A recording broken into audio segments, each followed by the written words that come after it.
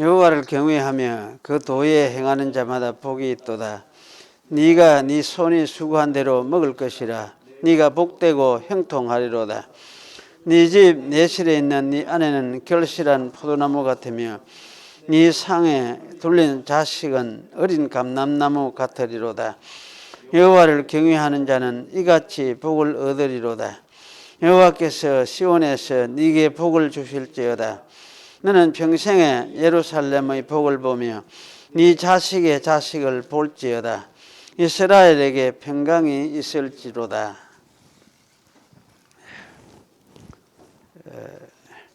성도 견인 부분 보겠습니다. 17장 87페이지죠. 웨스트민스터.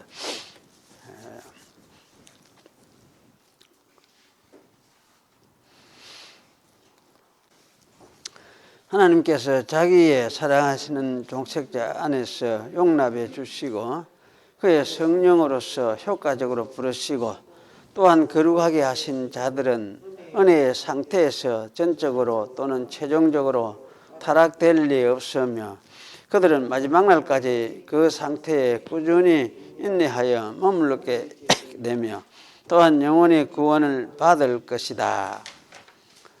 성도의 이 견인은 그들 자신의 자유의지에 달려있는 것이 아니다. 하나님 아버지 자유롭고 변치 않는 사랑에서 나오는 예정의 불변성과 예수 그리스도의 공로와 충고와 효력과 성령의 내주하심과 그들 안에 있는 하나님의 시로 말미암은 것이요 은혜 언약의 본질에 달려있는 것이다. 이와 같은 모든 것에서 또한 견인의 확실성과 무성이 나오는 것이다. 그러나 성도들은 사탄과 이 세상의 시험을 받으며 그들 안에 남아있는 죄의 부패한 요소가 깊어지 그들을 보존해주는 은혜의 방편들을 무시함으로 해서 중한 죄에 빠뜨질 수 없으며 그리고 얼마 동안 그 죄 가운데 거하기도 하신다. 그러므로 말미암아 그들은 하나님의 분노를 사며 그의 성령을 근심케 하고 그들이 받은 은혜의 위로와 얼마를 상실하게 되고 그들의 마음이 강팍해지고 그들의 양심은 상처를 받으며 남을 해치거나 중상하여 일시적인 심판을 자초하게 되는 것이다. 일시적인 죄에 빠질 수는 있다. 그런 이야기를 하고 이제 그러면서도 이 효과적인 부름을 받은 사람은 하나님이 끝까지 이끌어 구원에 이르도록 하신다. 이게 이제 핵심이죠. 그래서 이 견인이라 하는 건 그 견디고 참고 이래 끝까지 인내 가운데 그 하도록 그렇게 만들어주는 자기가 사실 이거는 우리가 어떻게 만드는 것이라기보다는 하나님이 이렇게 만들어주는 것이라고 할 수 있어요. 견디도록 하고 이렇게 하면서 어떤 상황 환경들 이런 걸 간섭하시면서도 이끌어준다. 그래서 견디고 해서 구원에 이룰 수 있도록 만들어주신다. 그런 의미라고 할 수가 있죠. 그래서 이것은 사실은 이제 사람의 노력에 달린다기보다는 하나님의 원 계획에 달려 있어요. 하나님의 원 계획. 그리고 이 하나님의 계획은 하나님의 성품, 하나님 성품 가면은 하나님이 하나님 되시는 고유한 그 성격이죠. 그런 성격. 그래서 그 이제 하나님의 고유한 하나님 되심의 그 성품, 그것에 사실 달려 있는 것이죠.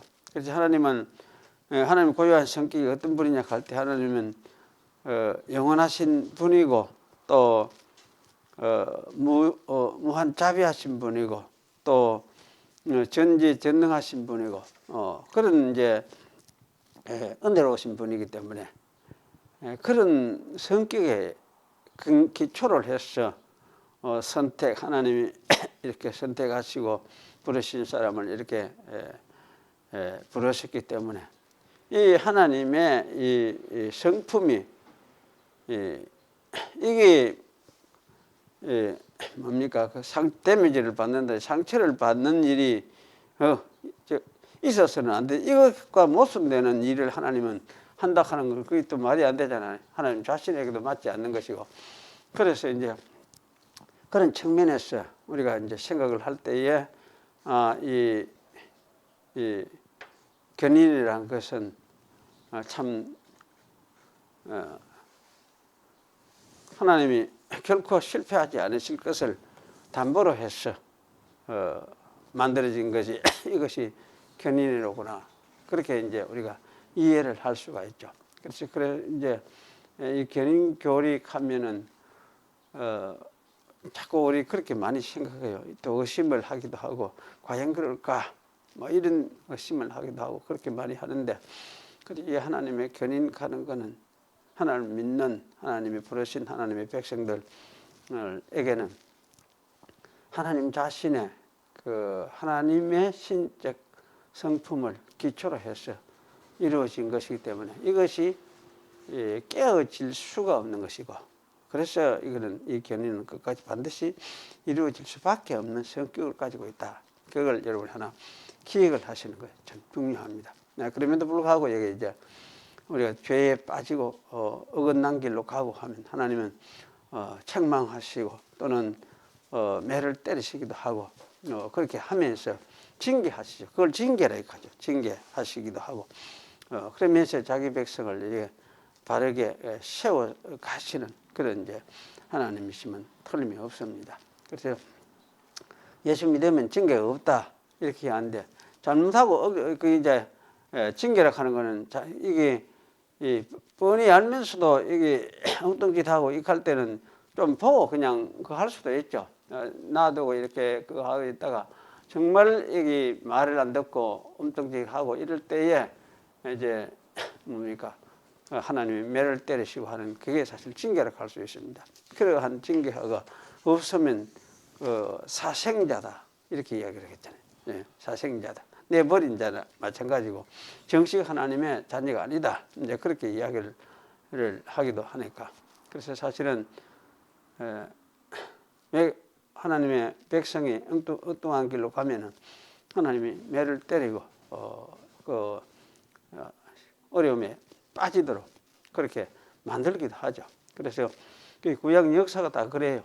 애굽에 내듯 빠지게 해서 애굽에서 고통 당하게 했던 것도 마찬가지고 바벨론 포로에 고통 당하게 했던 것도 마찬가지고 사사 시대 가면 그 이방 백성들에게 계속 고통을 당하는, 그러니까 하나님을 잘 섬기고 따를 때는 평안하게 이렇게 되는데 그렇지 않고 이제 다 이방신 끊임없이 이방신에 휘말려들이 이스라엘 백성이 휘말려들고 거기에 또 빠져가 하나님 잊어가고 우상을 섬기고 이렇게 하니까 다시 하나님께서 이제 이방 그 백성들을 키워가지고 그들이 또 이스라엘 백성을 압제하고 괴롭히도록 만드는 그런 일들을 하신 것을 우리가 볼 수가 있습니다. 이제 그런 것이 다 그 하나의 이제 징계라 할 수 있죠. 그래서 오늘 우리들에게도 마찬가지입니다. 하나님이 엉뚱하게 딱 가면은 그 말을 안 듣고 불신앙 쪽으로 가서 불신앙에 빠져서 계속 그렇게 하면은 하나님이 징계를 하죠. 징계를 하고 그래서 이제 돌아설 때 그때는 돌아서야 돼. 그래서 근데 만일에 끝까지 안 돌아서고 끝까지 그렇게 하면 어쩌느냐 할 때는 한 죽이기도 하지. 이 땅에서 저기 죽으면 놔두가 좀 하겠노? 또 이 세상에서 더 이상 놔둘 필요가 없다 싶을 때는 죽이기도 하지. 그렇게 하시는 그거는 그렇게 하시는 하나님이시니까 우리가 이제 이런 측면에서 잘 우리가 생각을 할 필요가 있습니다. 죽이는 그게 뭐 그게 그러면 하나님의 사랑이냐? 죽이는 게 사랑이지. 말 안 듣는 거 죽이 사랑이지. 말 안 듣고 갈 때는 죽여서 오히려 이제 데려가는 이 세상에서 데려가는 그것도 하나님의 사랑이라고 할 수 있습니다. 무섭죠. 그런 면에서 보면. 오늘 계시록 15장 보겠습니다. 15장. 또 하늘에 크고 놀라운 다른 이적을 보이며, 이상한 기는데 사실 놀라운 이렇게 나올 것 같아요. 하늘에 크고 놀라운 다른 이적을 보매, 내가 이제 크고 이상한 다른 이적을 보매, 7 천사가 7 재앙을 가졌으니 곧 마지막 재앙들이라. 하나님의 진노가 이것으로 마치리로다. 근데 또 내가 보니 불이 섞인 유리바닥 같은 것이 있고, 짐승과 그의 우상과 그의 이름의 수를 이기고 벗어난 자들이 유리바닥 가에 서서 하나님의 검은고를 가지고 하나님의 종 모세의 노래, 어린 양의 노래를 불러 가로되, 주 하나님 곧 전능하신 이시여 하시는 일이 크고 기이하시도다. 만국의 왕이시여 주의 길이 어렵고 참되시도다. 주여 누가 주의 이름을 두려워하지 아니하며 영화롭게 하지 아니하리까. 오직 주만 거룩하시니이다. 주의 어려우신 일이 나타났음에 만국이 와서 주께 경배하리이다 하더라.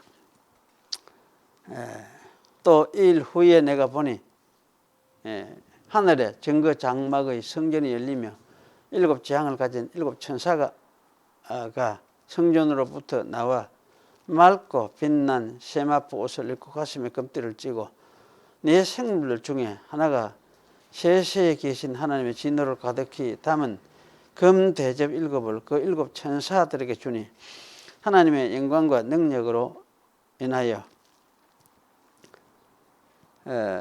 성전에 연기가 차게 되며 7 천사의 7 재앙이 마치기까지는 성전에 능히 들어갈 자가 없더라. 여기까지 읽었습니다. 기도하겠습니다. 하나님의 말씀, 옛적에 기록한 말씀을 오늘날 저희가 읽습니다.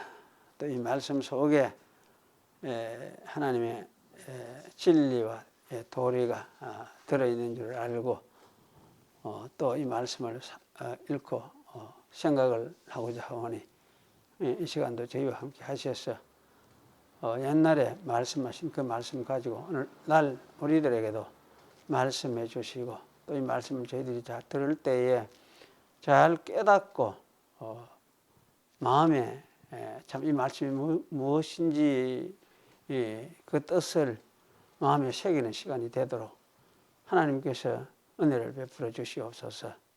오늘 주신 이 말씀을 성령으로 우리 마음속에 새겨주시며 깨닫게 하여 주시옵소서.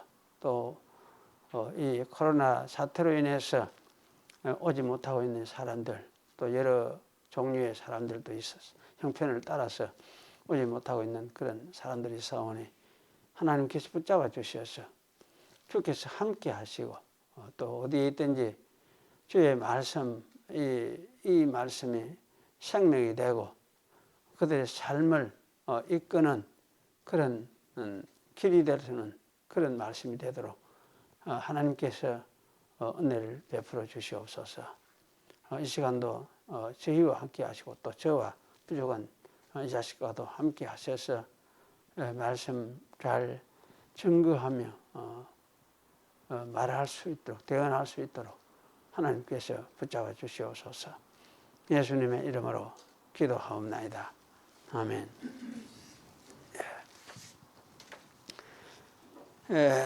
오늘 이제 우리 지난번 그 14장 부분까지를 쭉 우리가 생각을 했었는데요. 그 마지막 부분에 특히 마지막 수확을 하는 그 광경이 나오죠. 그래서 마지막 수확을 하는데 그 수확이 2가지 초점에서 마지막 수확이었습니다. 하나는 14장 14절에서 15, 16절에 나오는 수확, 이것이 이제 마지막, 이거는 구원으로 인도하는 수확이라 할 수 있죠. 그런 측면에서 이제 마지막 수확이고, 17절에서 20절까지 이 부분은 심판으로 이끄는 마지막 수학이었다. 그렇게 이야기를 할 수 있습니다. 그런데 이제 이 수학이 누구에 대한 수학을 이야기하느냐 할 때에 세상 모든 사람들에 대한 수학을 이야기를 하는 것이 아니고 이스라엘에 대한 심판과 이스라엘에 대한 남은 자들의 구원을 이야기를 하는 것이다 하는 그런 말씀을 제가 드렸습니다. 그런데 이제 이 말씀을 이어서 오늘 우리가 15장에 이제 같이 말씀을 생각을 하게 되겠는데, 그러면 이스라엘 이후에도 이후에 무슨 일이 있을까 하는 것도 우리가 이제 생각을 해야 하는 것이 자연스럽죠. 또 그것을 이야기해 주는 것도 당연하다 그런 생각이 들어집니다. 그런데 여기 이제 오늘 15장이 바로 이거 이후에 있을 일을 아마 요약해서 제시를 해주고 있다는 생각이 들어집니다. 15장은 사실은 긴 것 같지만 긴 장이 아니죠. 짧은 하나의 장인데 그 중에도 특별히 5절에서 8절은 5절에서 8절 그리고 1절 이 절이 그렇게 4절이죠. 4절이 16장 그 마지막 7 대접 사건하고 연결을 되어 있는 그런 어떤 절입니다. 그리고 이제 나머지 2절, 3절, 4절 요 절이 세 절이 사실은 미래의 어떤 사건과 관계되어 있는 그런 절이라 그렇게 할 수가 있습니다. 그래서 여기 이제 그럼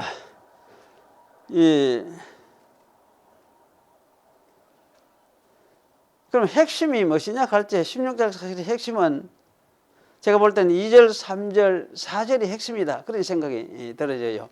요걸 이제 중심으로 해서 우리가 좀 생각을 해야 되겠다. 그런 생각이 들어지는데요. 그리고 여기에 2절, 3절, 4절의 핵심은 만국에 대한 구원에 대한 이야기를 하고 있어요. 만국의 추수, 구원이라기보다는 여기는 이제 만국의 추수. 그리고 구원이죠. 만국 왕이시다. 그렇게 이야기하고, 만국의 사람들이 주께 와서 주님께 경배한다는 이야기를 하니까 만국 사람들이 구원을 받는 것을 말씀을 해주고 있습니다. 그래서 이거는 그럼 14장까지는 이스라엘의 구원을 이야기를 해놓고 그 다음에 15장에서는 결국 만국에 대한 구원을 말하고 있구나. 이렇게 우리가 이해를 하는 것이 괜찮겠다. 그런 생각이 들어집니다. 그러면 여기 이제 우리 1절을 좀 자세히 살펴볼 필요가 있는데요. 1절은 분명히 하늘에 크고 이상한 놀라운 다른 이적을 보임에 그 이적의 내용이 뭐냐 하면 7 천사가 7 천상을 재앙을 가졌으니 마지막 재앙이다.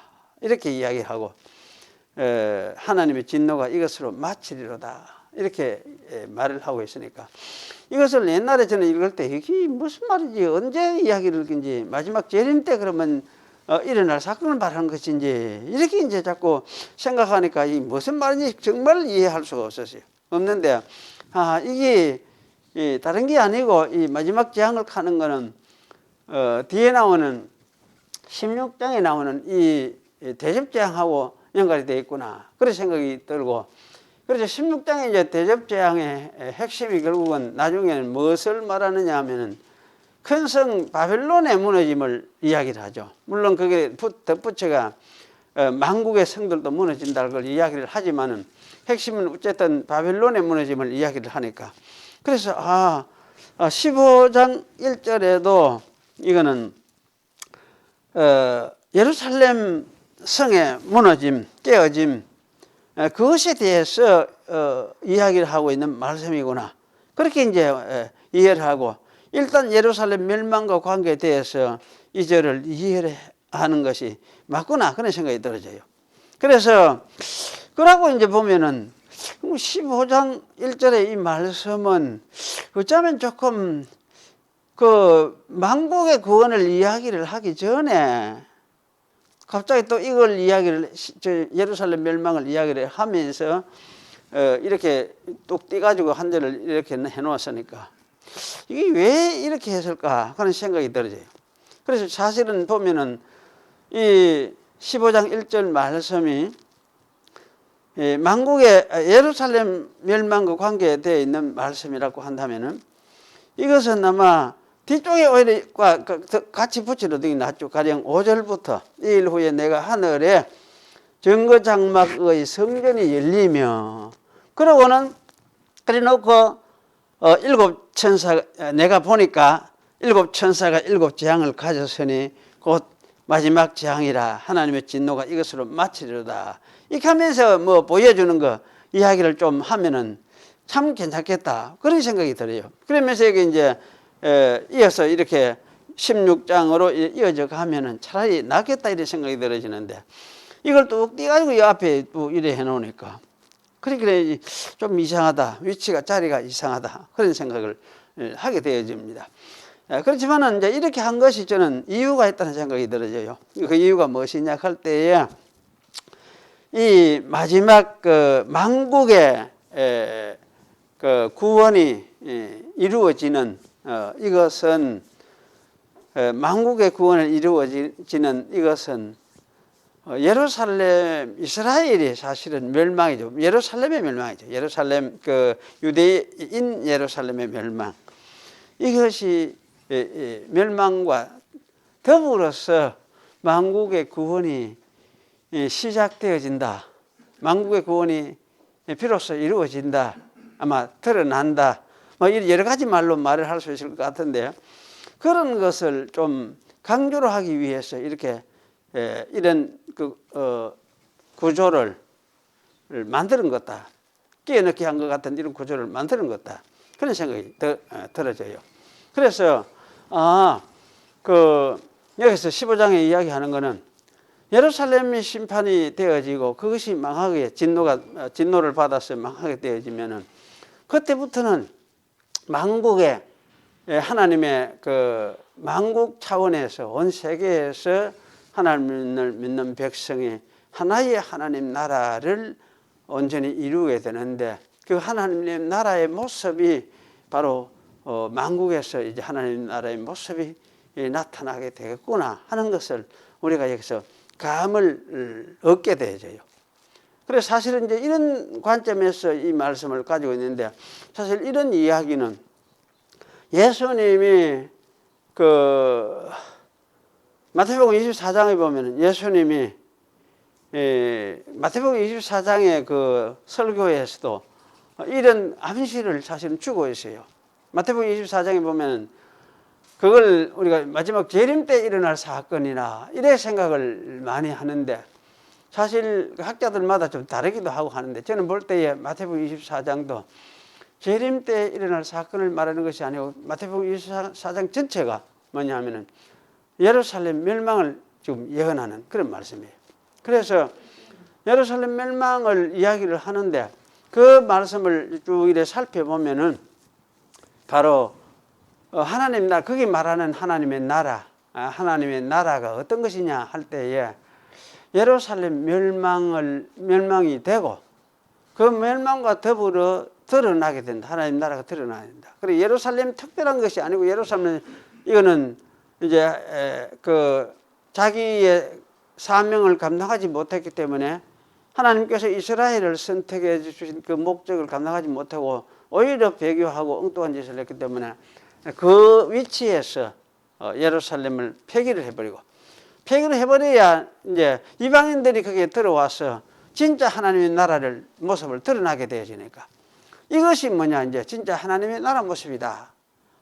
이걸 이렇게 이야기를 하면서 그게 마지막을 또 이야기를 해요. 마지막을 이야기하는데, 그래서 마지막이라는 것은 사실 뭐가 마지막이냐 이할 때에 이 마지막은 구약에서 말하는 마지막은 뭐냐 하면은 마지막 날 이것은 이스라엘 백성이 하나님의 세우신 그 위치에서 자기 사명을 감당하지 못하고 사실은 이제 이방 백성에게 복음이 주어지면서 이스라엘 백성의 선택의 그 독특한 위치, 말하자면 하나님의 계시를 전달하는 그 전달자로서의 사명을 감당하지 못하기 때문에 이스라엘 백성이 버려지고 망하는 그러한 상황, 그것을 구약에서 말하는 마지막이다 이야기를 해요. 그래서 마지막 날, 세상 끝, 이렇게 계속 이야기를 하고 있어요.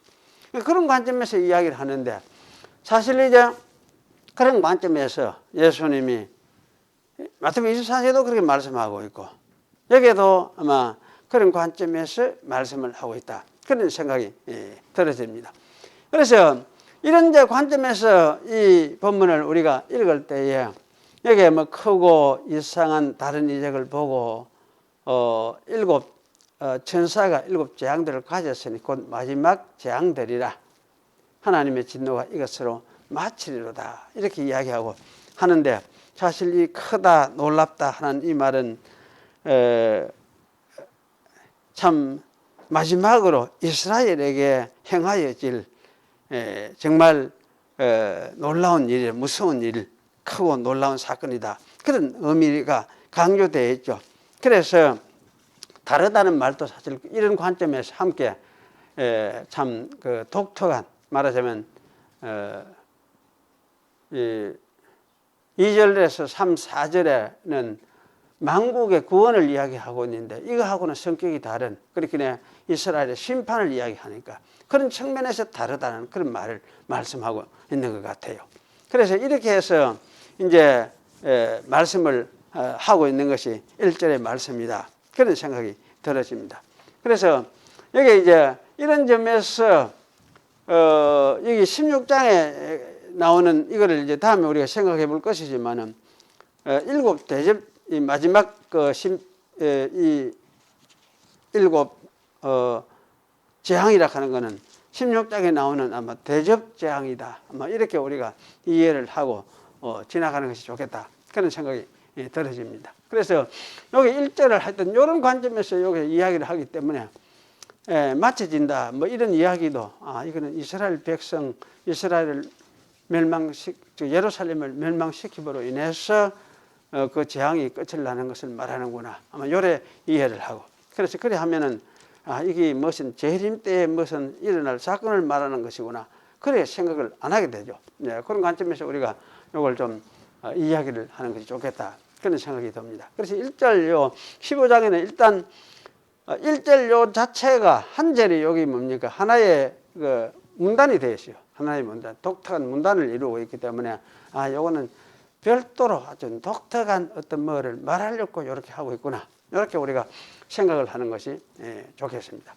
그 다음에 이제 2절에 나가면은 2절에 이게 하나님이 만국의 왕 되신 것을 이야기를 합니다. 그래서 2절하고 2절에서 4절이 또 하나의 문단을 이루고 있는데요, 노래를 하고 있죠. 그래서 2절은 이 노래를 부르는 이들이 누구인지 분명히 밝히지는 안 하고 있습니다. 그래서 이걸 암시를 해주고 있는데요, 그래서 이 노래를 부르는 이들은 그래도 설명을 좀 하고 있죠. 짐승과 그의 우상과 그의 이름의 수를 이긴 자들이라, 이렇게 말씀하고 있습니다. 그러면 이 구절은 13장과 그 연결이 되고 있는 것이 틀림없습니다. 왜 그러냐면 여기 13장에서 바다에서 올라온 짐승과 짐승의 우상과 그 이름의 수 666을 이야기를 하고 있거든요. 그래서 이러한 여기 말이 짐승과 그 우상과 그 이름의 수를 이긴 자들 하는 말은 바로 13장에서 올라온 것, 이 바다의 짐승, 그 짐승을 도우는 육지의 짐승, 그리고 666, 이것을 이긴 자들을 이야기하는 자들이다. 그렇게 이제 우리가 그 생각을 할 수가 있는 것입니다. 그래서 이렇게 이야기하고 보면은 이제 이 바다에서 13장의 바다 짐승 또 우상을 이긴 그런 사람들을 말하는구나, 그렇게 생각하면은 그럼 이 사람들은 참 바다 짐승 그 사도 저거가 신은 아니다는 걸 분명히 알고 있죠. 알고 아무리 저거가 뭐 신인 것처럼 그 사도 그들은 인간의 세력일 뿐이라는 그 사실을 알고 깨닫는 거죠. 그래서 그것은 신으로서 참 하나님으로서 우리가 숭배할 수가 없다. 그 숭배를 거부하고 그래서 이제 이스라엘의 그 하나님을 참 독생자를 보내신 하나님을 참 우리의 하나님이다. 주 하나님으로 섬기는 그런 사람들이 부르는 노래다. 그렇게 생각할 때에 여기서 이제 이 노래를 부르는 사람들의 그 신분을 우리가 알 수가 있습니다. 그래서 이 사람들은 결국은 어떤 사람들이냐 할 때에 이스라엘의 남은 자들, 이스라엘의 남은 자들이 바로와 같은 사람이다. 그렇게 우리가 이해를 할 수가 있겠죠.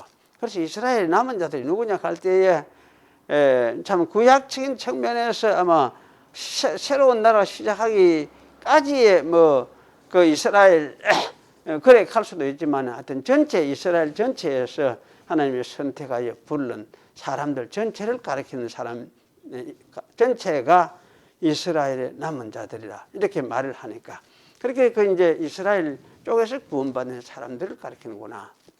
그 예수님이 그들이 예수님의 구원을 안 사람들이죠. 알고 그렇게 하는 사람들을 이야기하는구나. 이렇게 우리가 생각을 할 수 있습니다.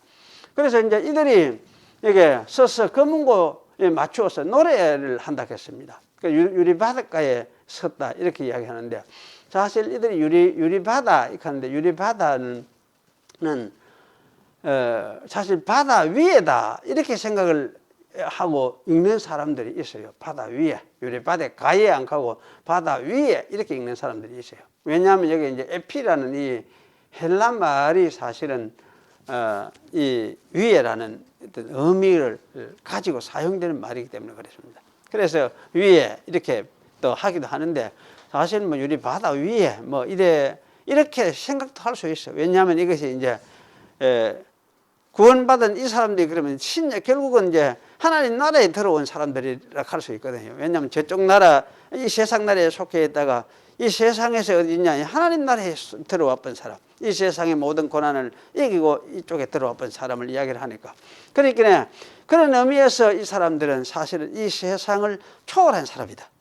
그래서 이 초월했다는 이런 의미에서 이 사람들은 바다 위에 우리 바다 위에 있다 뭐 이렇게 아마 서 있다 이렇게 말을 하는 것도 의미는 있다는 생각이 들어요. 그렇지만은 이제 이거는 바다 위에 이렇게 하기보다는 바닷가에 이렇게 이해하는 것이 옳습니다. 그래서 바닷가에 이렇게 이들이 서서 왜 이렇게 하느냐면 구약의 이스라엘 백성들이 출애굽할 때에 홍해가에 출애굽하고 나서 홍해를 건너고 이쪽에 와서 근데 이 가에서 뭘 했습니까? 노래 찬양을 했거든요. 함께 찬양을 했어요. 그래서 그런 관념을 우리가 생각을 할 때야 이렇게만 이해하는 것이 옳겠다. 바닷가에 이렇게 이해하는 것이 옳겠다. 아마 이런 생각이 들어져요. 그래서 이쪽 세상에 이제 들어와서 이건 하나님에 속한 하나님의 세상에 들어와서 하나님을 찬양하는 그리고 세상을 바라보면서 우리가 찬양하는 그런 어떤 노래다. 그렇게 우리가 이야기를 할 수 있죠. 그래서 이런 게 바다인데 이 바다 속은 뭡니까? 불이 섞여 있다 이거 하잖아요. 불 섞인 바다 계시니까. 그 불 섞인 바다. 이거는 아마 심판의 의미를 하는 것 같아요. 심판의 장소 그 속에. 왜냐면요 애굽 세력은 바다에 다 빠져 죽거든. 빠져 죽고. 그래서 하나님의 백성들은 그것에 나와가지고 이쪽에서 이제 찬양을 하게 되었으니까. 그런 생각을 우리가 할 때에 이 바다 속은 결국은 신약적인 의미에서 불이 있는 바다, 이거는 유리바다는 한번 심판을 상징하는 그런 것 같다는 생각이 들어요. 그래서 이 바다 속은 바다를 건너지 못한 자들 다 그런 심판받는 그런 장소를 의미하는 것 같다. 그런 생각이 들어집니다. 그래서 이제 이렇게 볼 때 하여튼 이 사람들은 결국은 어떤 사람들이냐 이스라엘의 남은 자들 14만 4천이라 할 수가 있고 이 사람들이 모두가 이제 이쪽 건너와서 하나님 나라에 속해서 여기서 찬양을 하는 그러한 모습을 여기서 보여주고 있다. 이 절에는 그렇게 생각이 들어집니다. 그래서 그들이 이제 하나님의 검은고를 가지고 있다. 하나님이 이들에게 검은고를 준 거지. 자, 너희들 검은고 치고 노래를 해라. 그러니까 하나님의 그 문고를 이들에게 다 주었어요. 주었으니까 하나님의 그 문고를 주었다는 것은 너희들이 이제 찬양을 하고 또 찬양할 만한 자격을 가진 사람이다.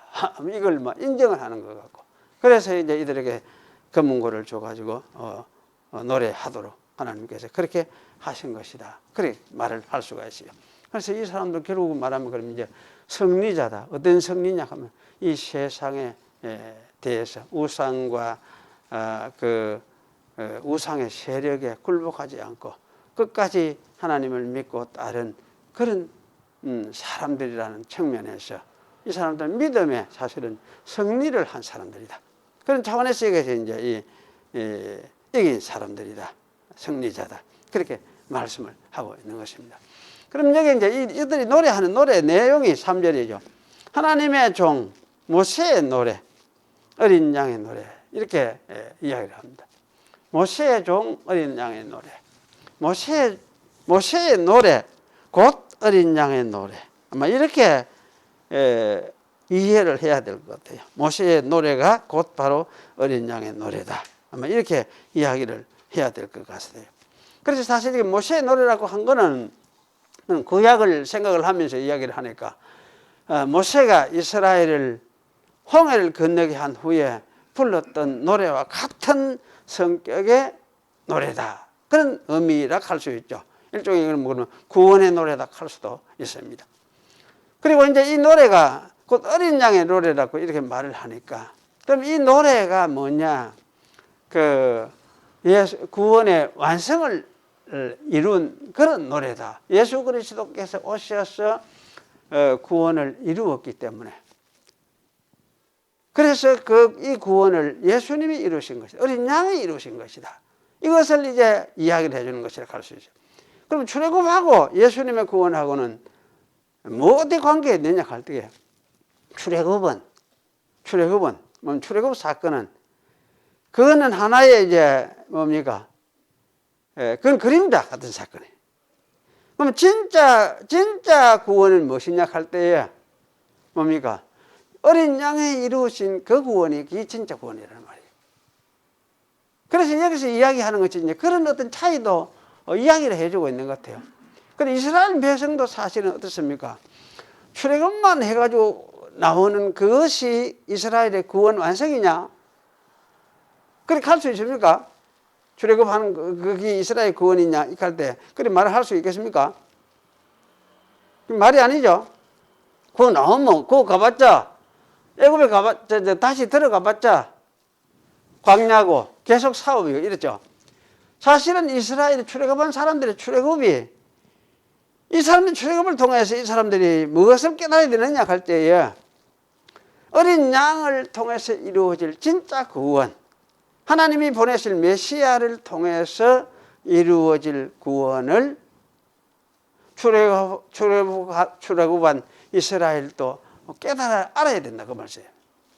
그래서 그런 것을 알게 하고 깨닫게 하려고, 장차 올 하나님의 구원을 깨닫게 하려고 출애굽을 시켰어요.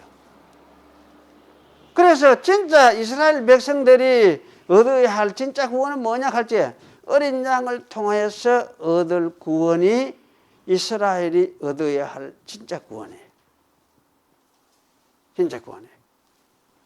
그래서 여기 이제 구약의 홍해는 사실 이런 것을 암시적으로 보여주는 것이라 할 수 있습니다. 그래 하나님의 구원, 하나님이 메시아를 보내가지고 구원할 구원을 미리 보이고 보정해주는 사건이 출애굽이에요. 출애굽 사건이에요. 그래 그것을 사실은 이스라엘 백성들이 보고 경험함으로 인해서 미래에 하나님이 보내실 하나님의 나라, 구원의 나라를 이루실 것이 틀림없구나. 거기에 우리를 참여시켜 줄 것이 틀림없구나. 이렇게 이제 깨닫도록 하기 위해서 여기 출애굽을 시킨 것이죠. 그래서 이 출애굽은 그거는 당시 그림대로 할 수 있고, 진짜 구원은 무엇이냐 하면 미래에 하나님이 메시아를 보내가지고 구원할 그 구원, 그 어린 양의 구원, 그것을 사실은 깨달아야 된다. 그것을 믿어야 된다. 그걸 믿도록 하기 위해서 출애굽시키고 거기서 그 후에 뭐냐 제사 제도를 줘가지고 제사를 이렇게 드리라 제사를 가르쳤죠. 제사 그 참 복잡해요. 복잡하고 골치 아파. 가만히 생각해 보면 1년 내내 제사한다고 아마 그 이스라엘 백성들은 좀 특히 제사장들은 제사 지낸다고 그 시달렸을 거예요. 1년 내내. 그런데 사실 그것을 통해서 왜 그렇게 하게 했느냐? 구속자가 있다. 하나님이 구속자다. 하나님이 구속자. 하나님이 이스라엘의 죄를 대신 지고 구속자를 보내어서 메시아를 보내가지고 이스라엘의 죄를 대신 치도록 하길 구속자를 가르치기 위해서 제사를 가르쳤어요. 제사를 드리도록 했어요. 그래서 이스라엘 백성들이 사실 그 제사를 드리면서 하나님이 결국은 우리 죄를 대신해서 지고 가실 메시아를 보내어서 우리를 구원하실 것이구나. 이렇게 믿도록 하기 위해서 출애굽시키고 제사 제도를 그들에게 주고 제사를 가르치도록 만들고 늘 제사 지내도록 그렇게 만들었어요. 그래서 사실은 이 출애굽 사건은 예수 그리스도를 보여주는 진짜 구원을 보여주는 그림자 같은 것이고 예수님의 구원은 무엇이냐 하면 이스라엘 백성들에게도 역시 뭐냐 이거는 하나의 이제 구원의 완성으로서 예수님의 구원을 그들은 이제 받아들이는 것이 구원의 완성, 구원에 이르는 길이다 그 말이에요. 그런데 이러한 구원을 진짜 깨닫고 믿고 받아들이게 된 사람들이 누구냐 할 때 이스라엘의 남은 자들 이런 사람들이었다. 이스라엘의 남은 자들. 그래서 여기 이제 이런 사람들이 여기 이제 노래하는 것이 뭐냐? 주 하나님 곧 전능하신 이여 하시는 일이 크고 기이하시도다. 놀랍도다. 그러면 만국의 왕이시여 주의 길이 어렵고 참되시도다. 이렇게 얘기해요. 만국의 왕이시여. 그 만국의 왕이시여 하는 것은 무엇입니까? 하나님은 이스라엘 왕만 아니구나 하는 걸 알지. 이스라엘 왕만이 아니구나. 하나님은 만국의 왕이시구나. 만국의 왕이시구나. 그걸 여기 이제 이야기를 하고 있죠. 그런데 이스라엘 남은 사람들이 사실 이런 노래를 하나님이 만국의 왕이시네요. 만국을 위해서 하나님이 메시아를 보내가지고 구속을 이루셨네. 이걸 깨닫는 게 정말 중요하다는 말씀이죠. 왜 그러냐면 많은 이스라엘 백성들이 이걸 잘 이해를 못했어요. 못하고 계속해서 복음을 방해하고 그렇게 했었죠. 그런데 여기 이제 이 구원은 이 사람들은 어떤 사람들이냐 할 때 하나님이 만국의 왕이시구나. 만국을 위해서 구원을 이루셨구나. 만국 사람들에게서 죄사함을 만국 사람들이 받도록 하기 위해서 메시아를 보내셨고 아들을 보내셨구나. 이 사실을 깨닫게 된 사람들일 그 말이죠. 그런 사람들이 이스라엘의 남은 자들이라고 할 수 있어요. 그래서 여기에 만국의 왕이시여 주의 길이 어렵고 참되시다 이렇게 말씀하고 있어요. 그럼 주의 길 여기에 주라 하는 것은 예수님을 성자 예수님을 가르치는 게 아니고 하나님 역시 주죠. 주 하나님 주리오스 주리에 주여 이렇게 되니까. 그럼 만국의 왕시 주의 길이 어렵고 참되시다. 여기 길이라는 것은 사실 바로 이 하나님이 이루신 이 구원의 방도를 이야기를 해요. 만국의 왕이신 하나님께서 만국을 위해서 이루신 그 구원의 방도들, 방식들. 그 구원의 방식들은 무엇입니까? 만국을 이루신 구원의 방식들이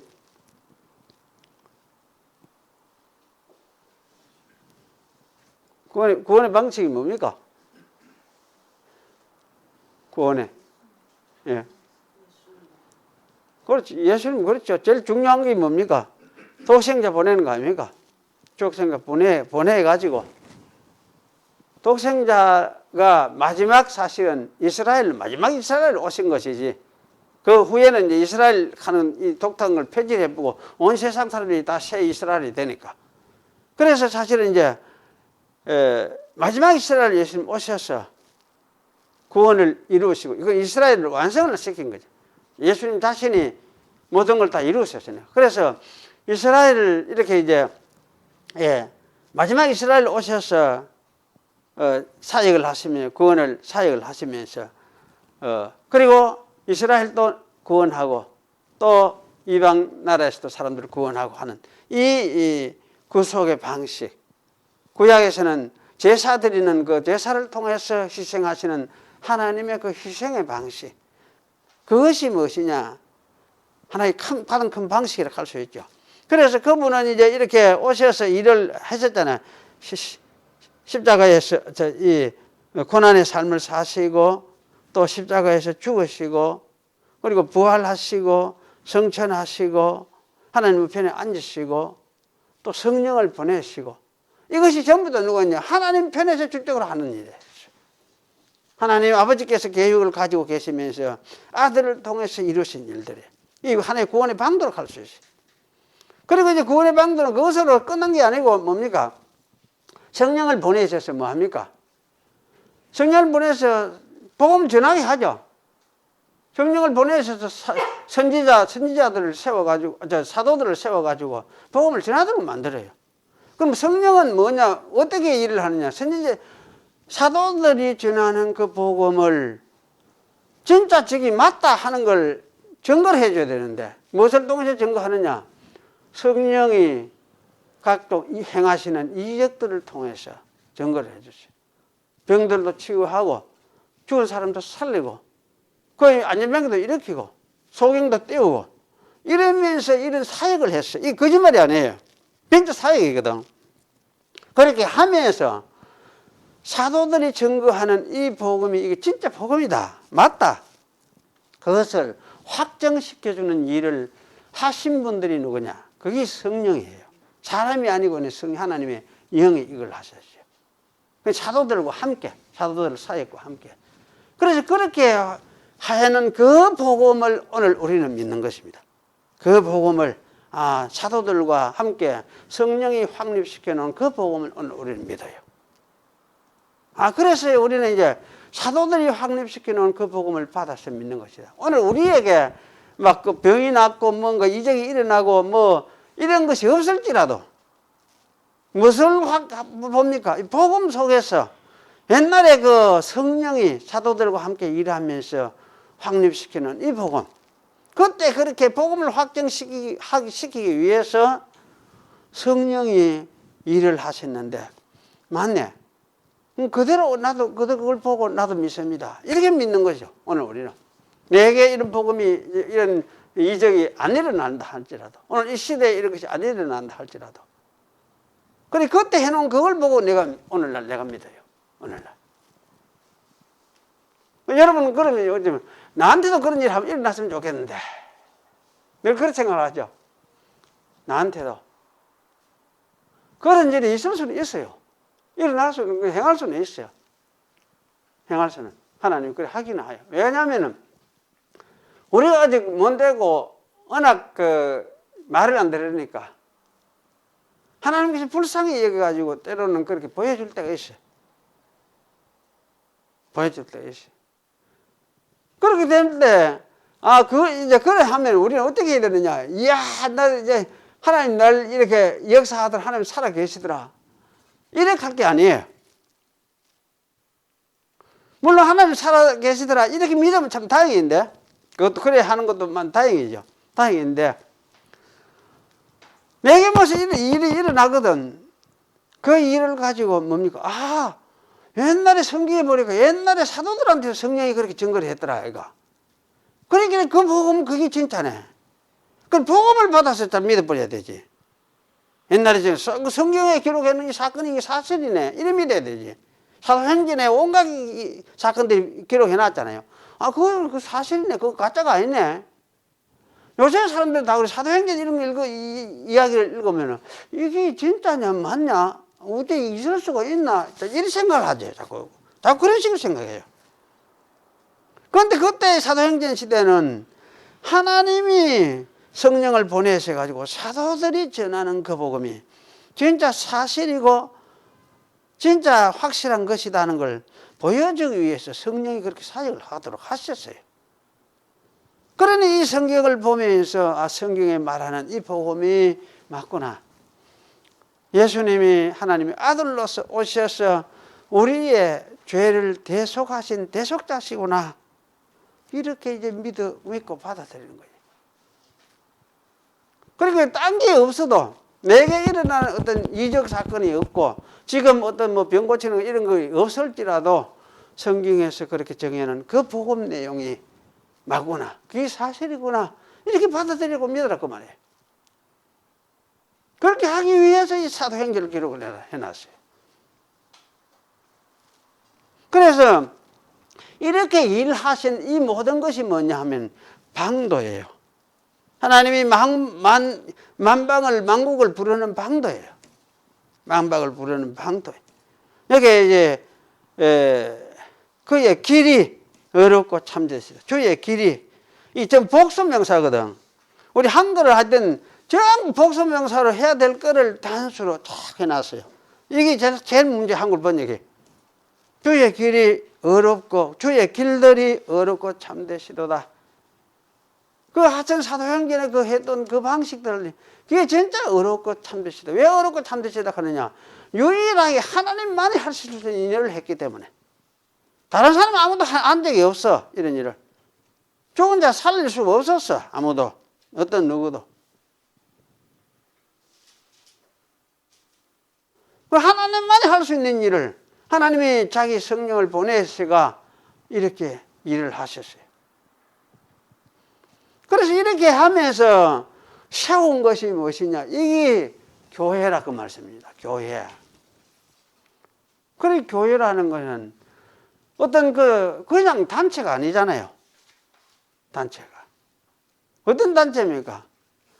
하나님이 하신, 성령이 하신 그 사건 그런 것을 통해서 세워진 교회.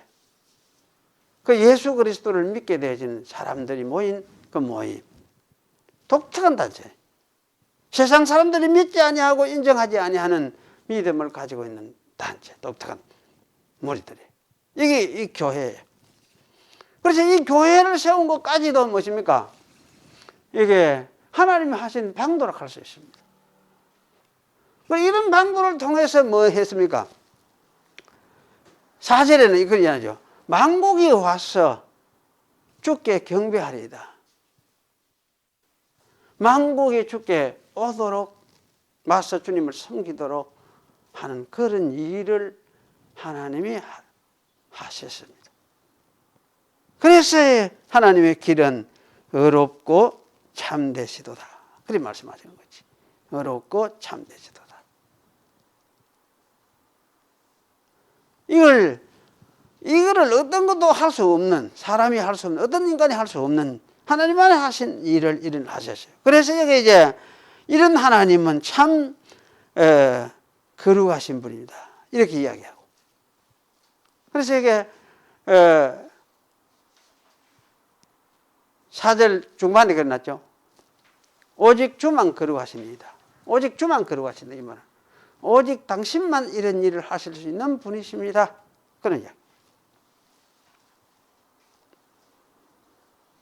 그래서 이것을 보고 만국이 와서 주께 경배할 것입니다. 이렇게 얘기를 하죠.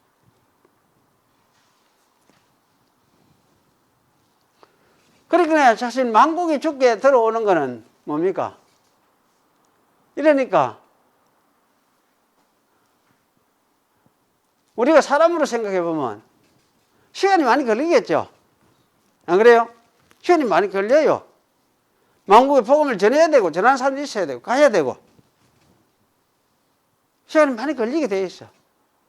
그리고 이거는 이제 끝까지 뭡니까? 이 세상이 끝날 때까지 이 일은 이루어져야 되겠죠. 왜? 이 세상이 끝날 때까지 이 일은 계속돼야 되니까. 거기에서 하나님이 택한 사람이면 택한 사람, 부르는 사람을 또 있으니까. 그래서 복음은 사실 전해져야 되는 거지. 그래서 이게 만국이 와서 주께 경배하리이다. 이 이야기를 하는 거지. 벼락치기로 뭐 하는 이야기가 아니에요. 벼락치기로 하라 이야기가 아니에요. 벼락치기로 하라 이야기 아니에요. 오랜 세월을 두고 이렇게 해서 이렇게 만국의 백성들이 하나님의 나라에 들어와서 하나님의 백성이 됐다. 그 얘기를 하는 거지.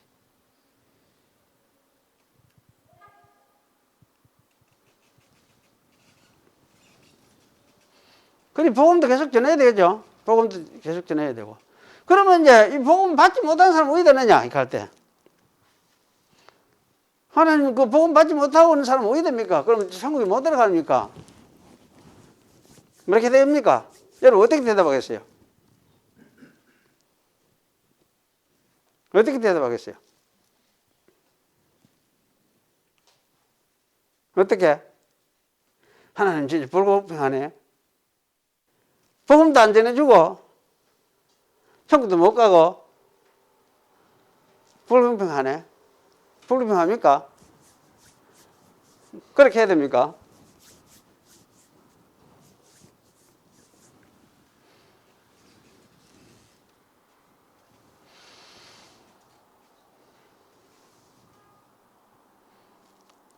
사람들은 그렇게 많이 생각하죠.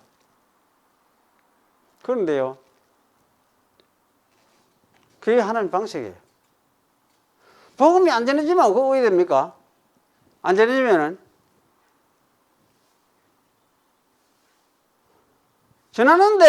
전했는데 안 받아들인 건 할 수 없죠. 그건 알 수 없는데 복음이 안 전해져가지고 못난 사람은 그건 어떻게 되느냐 이렇게 할 때 뭐라고 해야 되겠습니까? 그걸 우리가 이야기할 때 뭡니까? 하나님 마음대로 하나님 주권이에요. 하나님 주권이. 그 복음이 안 전해진 사람은 하나님 주권적으로 복음이 안 전해진 저들은 배제시킨 거지. 배제시킨 거지. 아예 선택하는 그 선택 속에 포함도 안 된 사람들이지. 그러니까 사실 이게 만국이라는 거는 만국이 다 구원받는다 그 이야기는 아니잖아요. 이스라엘이라고 하면 이스라엘이 다 구원받는다 그런 게 아니에요. 그런 중에서 이스라엘 속에서도 하나님이 선택한 사람들이 있고 만국 속에서도 하나님이 선택한 사람들이 있고 무엇을 통해서 구원하느냐? 복음을 통해서 구원한다. 어린 양의 죽으신 이 복음을 통해서 구원을 한다. 이걸 이야기를 하죠. 그리고 이거는 하나님이 불공평하냐 이거 할 때야. 그건 내 마음대로 하는 것이다. 내 마음대로 내가 알아서 하는 것이다. 내 조건으로 하는 것이다. 하나님이 전능하시고 전지하시고 창조의 주인이 되셔서 하시는 일인데 이것에 대해서 이 일을 달 피조물은 없다. 그럼 이거는 하나님이 주권적으로 하시는 것이다. 그러니 공자는 왜 했냐? 천당 갔느냐? 소크라테스 구원 받았냐 못 받았냐? 다 그런 사람 구원에 제외된 사람들이에요. 소크라테스는 기독교하고 정말 이게 잘 조화가 된다 그런 사람이에요. 정말 자연은총을 가장 일반 은총을 많이 받은 사람이다 그렇게 말을 하게 돼요. 너무나 유사한 이야기를 많이 해놨기 때문에 소크라테스는. 공자 하늘의 다스림을 이야기를 하고 그 순명 순천을 이야기를 하고 이래 했던 사람인데 그거는 구원 받았느냐? 이수신 장군 구원 받았느냐? 이수신 구원과는 상관없는 사람이에요. 그런데 이제 구원을 받는 것은 하나님의 주권이니까. 주권이기 때문에 우리한테 그냥 우리 시대에 우리에게 하나님 이 복음을 전하도록 하셔가지고 섭리를 하셔서 우리가 복음을 듣고 믿고 구원을 받게 되는 거지.